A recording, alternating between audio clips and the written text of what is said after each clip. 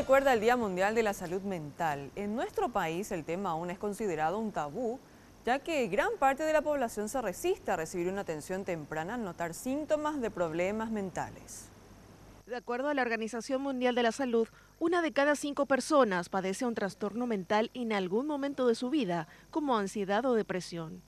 Como en el caso de cualquier dolencia, la pronta atención es fundamental para una recuperación plena, pero en Paraguay, acudir a la consulta psicológica y psiquiátrica sigue siendo un tabú, especialmente para la población masculina. Un gran porcentaje de la población presenta un cuadro depresivo, pero muchas veces no reconocen que están en un cuadro depresivo. Ahora pueden decir que se sienten cansados, pueden decir que se sienten fatigados, ¿sí? No reconociendo los síntomas. Se sabe que las mujeres son las que más consultan, ¿sí? Son las que más reconocen estos síntomas de malestar y son los que más consultan. Y lastimosamente los varones tardan en llegar y muchas veces ocultan sus síntomas o tratan de manejar sus síntomas utilizando las bebidas alcohólicas, por ejemplo. La depresión sigue estando en primer lugar entre los trastornos mentales que afectan a los paraguayos. En el caso de las enfermedades mentales crónicas, el único establecimiento del sistema de salud pública designado para la internación es el Hospital Psiquiátrico ubicado en Asunción.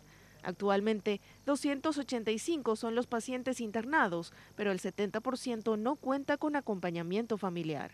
Que ese desconocimiento, ese estigma, ¿verdad?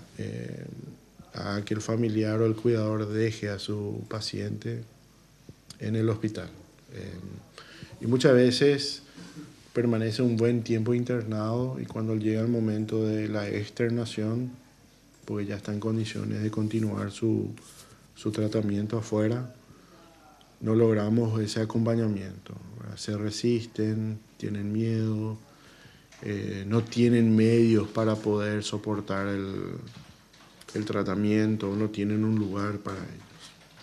La salud mental también puede ser preservada con el cumplimiento de ciertos hábitos, como una alimentación balanceada y nutritiva, la realización periódica de ejercicio físico y cultivar las buenas relaciones familiares y sociales.